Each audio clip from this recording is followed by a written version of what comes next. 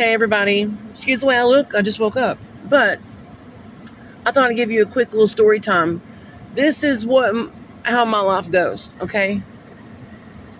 So, here living off grid, in order to get your vehicle registered, you gotta have proof of residence, stuff like that, okay? So, when I got the first car after moving here, I tried forever. I went to the county clerk's office. I said, what can I do? I live off grid. I don't have proof. I don't have a utility bill. Okay. I don't have the things people normally have to provide proof of residency. The deed to the property was in my son and daughter-in-law, my daughter and my son-in-law's name. They wouldn't accept that.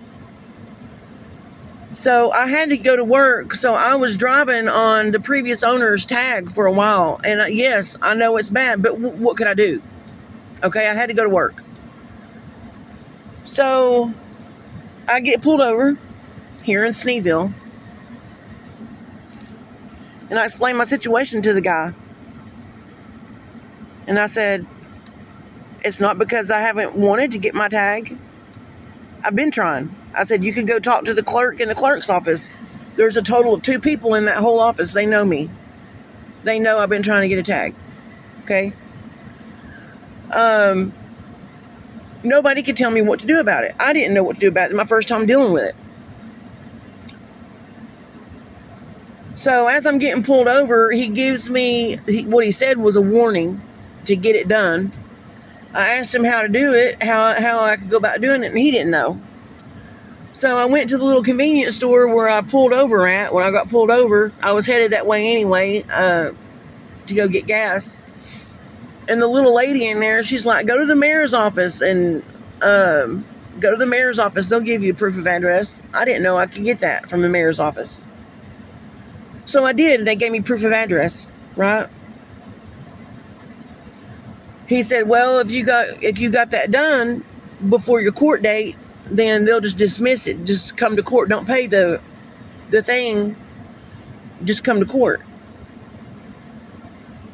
And by the way, if you're paying something, that's not a warning. That's an actual ticket. He told me he gave me a warning, but he didn't. So I'm thinking, all right, court, And then not only that, Podunk, Sneedville, Tennessee doesn't have what other police departments have, where it's a printout they give you or a written ticket. It was one of those 3 copies you write on the top one and it's supposed to filter through the other 2 copies. Well, the copy he gave me, you couldn't read it. And like everywhere else in the world, I was assuming court was 30 days from that day or somewhere around there. A few days roll around, and I run into this guy, and he's like, you didn't go to court. I said, what are you talking about? Court was for 4 days after I got the ticket. 4 days, and I didn't know. So then they put a failure to appear on me, a warrant. They hold traffic court every Tuesday. So I knew I had the warrant. I just went to court the next Tuesday, and I told the judge, I said, I didn't mean to not appear. I thought I had 30 days. And so he checked that I had everything I needed, and I told him I had everything I needed. And he's like, well, I'll drop the failure to appear once you pay $256.50 for court fees. I said, if you're dismissing stuff, why do I have to pay anything? I didn't have it at the time, so he set it off for another month. Do you know, I've been waiting on that job in Alaska on my background check to come back, right? They finally sent me an email and a copy of my background showing that I had an outstanding failure to appear and I didn't get the job.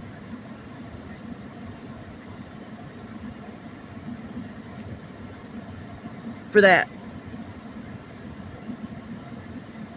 Yeah. There are no words to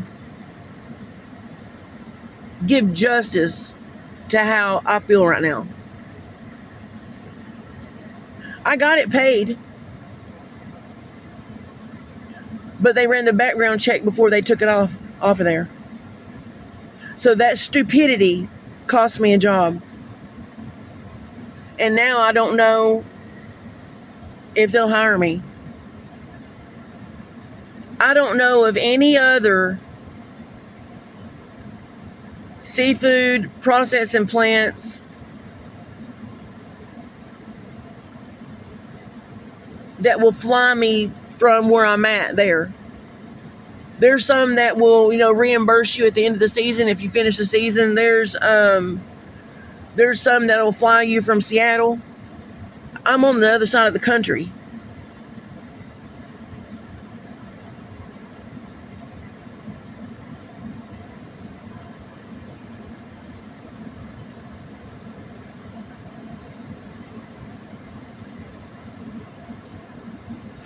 I also can't convey to everybody how much I really want to live in a small community in Alaska. I'm just over it. I just want to go. I've always wanted to. I'm getting older, I want to go.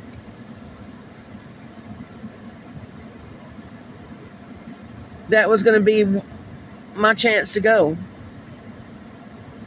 And once I'm there, figure out, where I want to stay and figure out permanence. You know what I'm saying?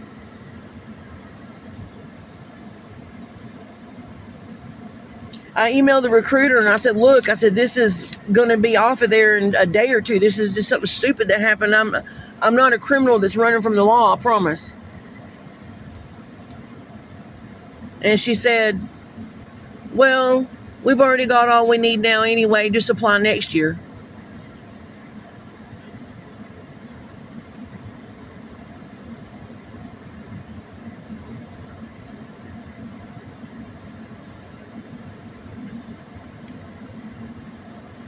Life's not fair, you guys, at all. I am seriously contemplating, and it won't be the first time I've done this, but I'm seriously contemplating, just when I get my car back, just leaving.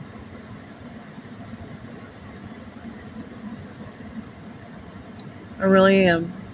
I'm really thinking about doing that. Yeah.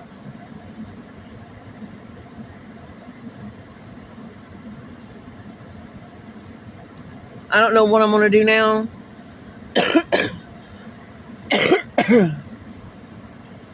I mean, I don't know where I'll be next year. I don't know what's going on next year. Hopefully I'll already be in Alaska. If not, I'll probably do it. But, I mean, the kids are selling the property. I've got my cabin, but I got nowhere to move the cabin to. I'm going to have to sell the cabin.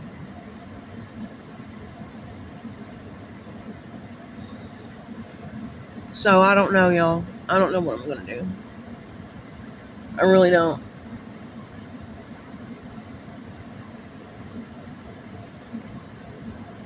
But anyway, I thought I'd update everybody. Alaska has been blown out of the water for me as of right now.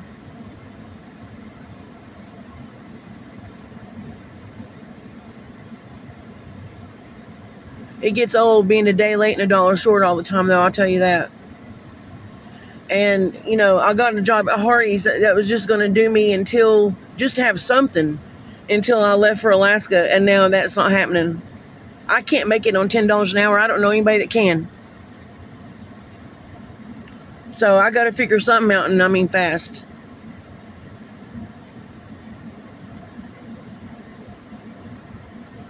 Anyway, I'll talk to you guys later.